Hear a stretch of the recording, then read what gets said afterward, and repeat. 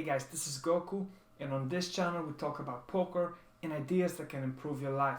So if you're interested in that, please go ahead and click the subscribe button because I'll be honored to have you here. In this video, we'll talk about continuation bets or seabeds as poker players call them.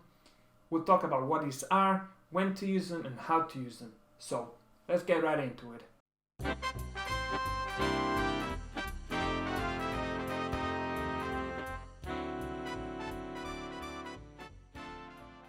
Continuation bet or seabed is the most basic sort of a bluff. It is really a standard play nowadays, so I highly recommend you use it.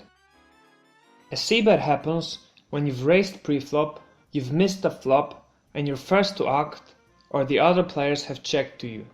In this spot, you lead out with a continuation bet to try and continue to tell the story that your hand is strong.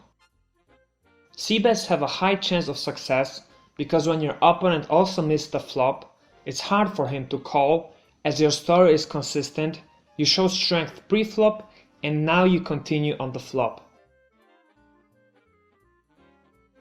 When you make a continuation bet, you should keep in mind a few things. It's best to seabed heads up when you're only up against one opponent. You might try to make a continuation bet against two opponents occasionally, but best try not to. And if there's 3 or more players, don't even think about it. The sizing is important as well. If you make your seabed 50% of the pot, you only have to win 1 out of 3 times to break even, whilst if you make it 75% of the pot, you now have to win about 43% of the time to break even. So it's really better to make your continuation bet smaller, ideally close to half pot bets, but you should mix it up and sometimes bet more to keep your opponents guessing.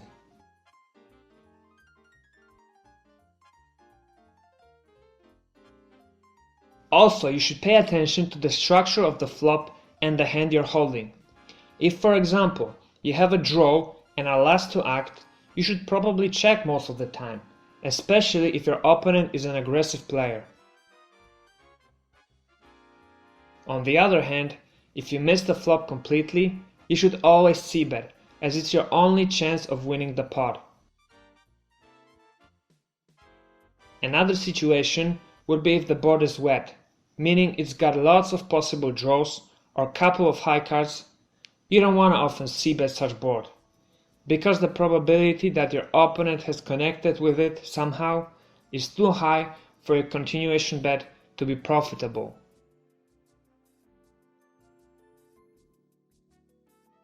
Delayed seabed is when you didn't make the continuation bet on the flop and the action is checked to you on the turn. Or your opponent checked in position on the flop and you're first to act on the turn. This is even a better opportunity to take the pot down, as your opponent's range is now very likely to be weak and your delayed seabed will win the hand most of the time, and when your opponent just calls your bet, you'll often be able to win the pot with a second barrel on the river if a safe card comes.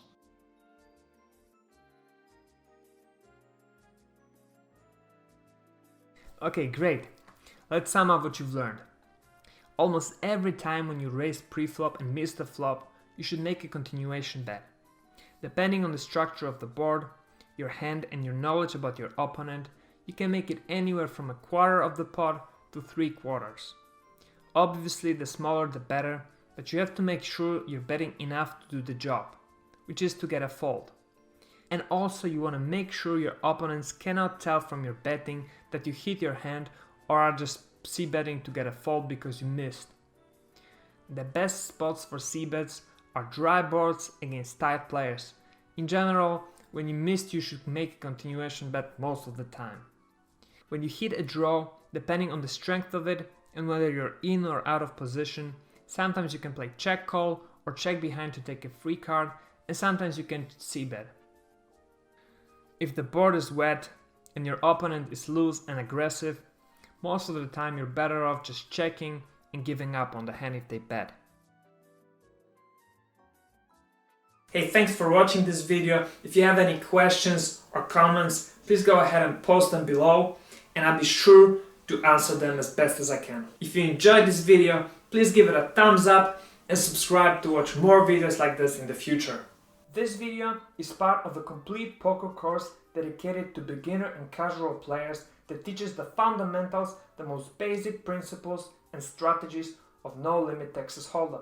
If you want to become a winning poker player, check it out at Udemy and Skillshare. The links are in the description of this video.